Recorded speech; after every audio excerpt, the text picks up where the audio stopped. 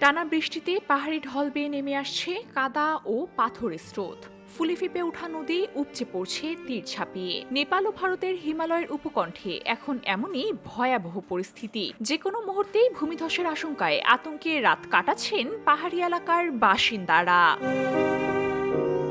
শুক্রবার থেকে শুরু হওয়া প্রবল বৃষ্টিতে নেপালের বহু জেলা পানিতে তলিয়ে গেছে। তীব্র স্রোতে ভেসে গেছে বাড়িঘর ও ফসলের জমি। বন্ধ হয়ে গেছে সড়ক ও বিমান চলাচল। দুর্গম এলাকায় আটকে পড়াদের উদ্ধারে হেলিকপ্টার ও নৌকা নিয়ে কাজ করছেন উদ্ধার কর্মীরা। রাজধানী কাঠমান্ডু সহ পূর্বাঞ্চলীয় ইলম জেলায় পরিস্থিতি সবচেয়ে ভয়াবহ রূপ ধারণ করেছে। সেখানে এক রাতেই ভূমিধসে বহু প্রাণহানির খবর পাওয়া গেছে। নিখোঁজের সংখ্যা আরও বাড়তে পারে বলে জানিয়েছে দেশটির প্রশাসন।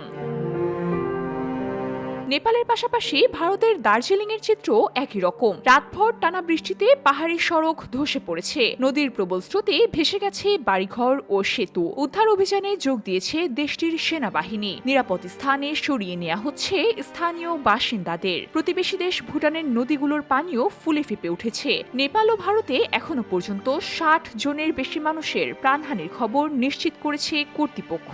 এদিকে পরিস্থিতির গুরুত্ব বিবেচনা করে নেপালের অন্তর্বর্তী সরকার প্রধান সুশীলা কার্কি রোববার ও সোমবার সাধারণ ছুটি ঘোষণা করেছেন।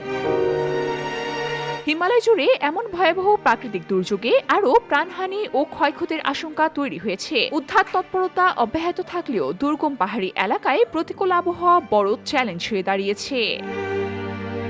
Farhana Meher, VOD Bangla, news desk.